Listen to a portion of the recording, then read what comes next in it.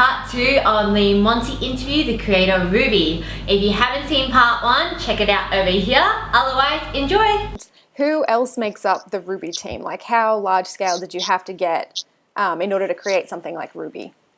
Well, for starters, like starting with trailer 1, it was just me, and it literally had been RWBY season 10, the DVD and the whole box set, the 10-year box set has just shipped, and I was actually in decent shape where I wasn't completely comatose, so I was like, let me work on this thing.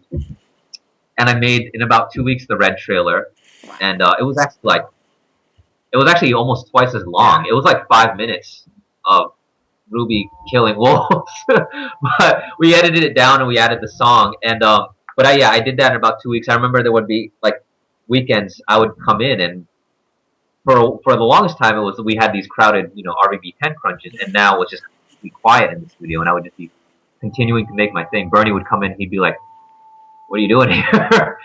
And, Season's over. But I was like, Bernie, I'm not done. And I told Bernie about the idea, and then I was just well on to making it. And but then as we progressed, we started adding more and more people up until pretty much we're at like 30 people now, right? Just for RWBY? Just for RWBY. Wow. We've got a lot of people. Where it's like modelers, animators, and concept artists, as well as more animators, editors, storyboard artists. It's pretty much engulfed the whole of the back studio, which was originally built for live action. But back there, the whole studio used to just be me in a giant room by myself. Now we're pretty much busting at the seams. We can't even find room for people anymore. I'm gonna duck out. It's great talking to you. Bye, Carrie. As you can tell, we're all still in the middle of it right now. No, I know, and I really appreciate you guys sort of taking the downtime to do something like this. I know everyone will be really pleased to sort of see you and hear these things from you. In terms of touching on how this is very different from things that Rooster Teeth have ever done before, what sort of, I guess, pushed you guys into taking a chance like doing an anime? Because it's not, while you did do animation in Red vs. Blue, it's sort of that different style completely. Well, that's one of my favorite things about Bernie, is that he's willing to try new things, and he's very flexible. That's one of the first things I identified about Bernie, is he's probably one of the most objective people I've met. And anime isn't particularly his taste. In fact, the Bernie I knew 3 years ago when I first started here would have probably never okayed an anime for this studio to make. But as we've grown as a company, it's just kind of grown into just my corner of this group. And the best thing about it is, if something is proven to work, then we put as much support behind it as it needs, which is why it's grown to be what it is.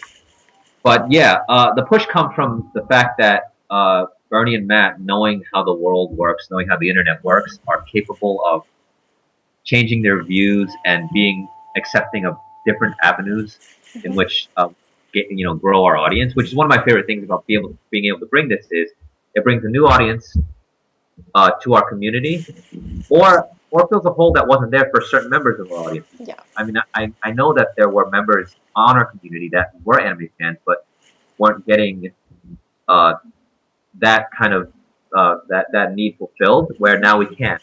And a lot also for that same matter, a fairly large audience in our group that's female, who Red vs. Blue, it's a bunch of dumb guys joking around with their toilet humor, and the growing landscape of humor for people in general is a lot more widely accepted.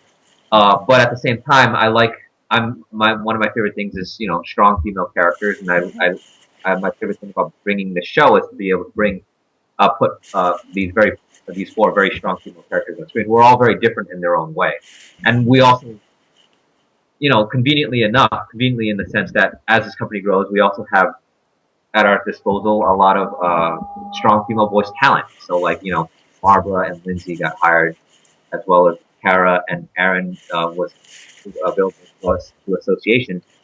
That I knew that we needed voice actresses for the show. And imagine 3 years ago, there were practically or quite literally no women in the studio. Now we've got plenty of women who are not even just the personality type. We have women on my production team who I identify also can voice very well. It's very much I try to mimic Bernie as much as I can. Because essentially, what I aspire to is identify what your resources and the skills that are available to you and use them in a way intelligently. So, certain modelers or artists on my team as well, I just like the actors we have on our show now. I watch and I listen and I say they're definitely more. There's a lot of people on our team who they're brought on for talent reasons, but also let them try new and different things. So like there may be voices that come past with certain artists on our team, for example. Yeah. But the ability to be flexible about that sort of thing is kind of has been our strength in the past, and why we continue to be strong. Yeah. Yeah, no, that's awesome. I mean, it's definitely, in my opinion, closing that demographical gap in terms of sort of filling that last little void in the community of sort of interests, as far as interests go, rather, with anime.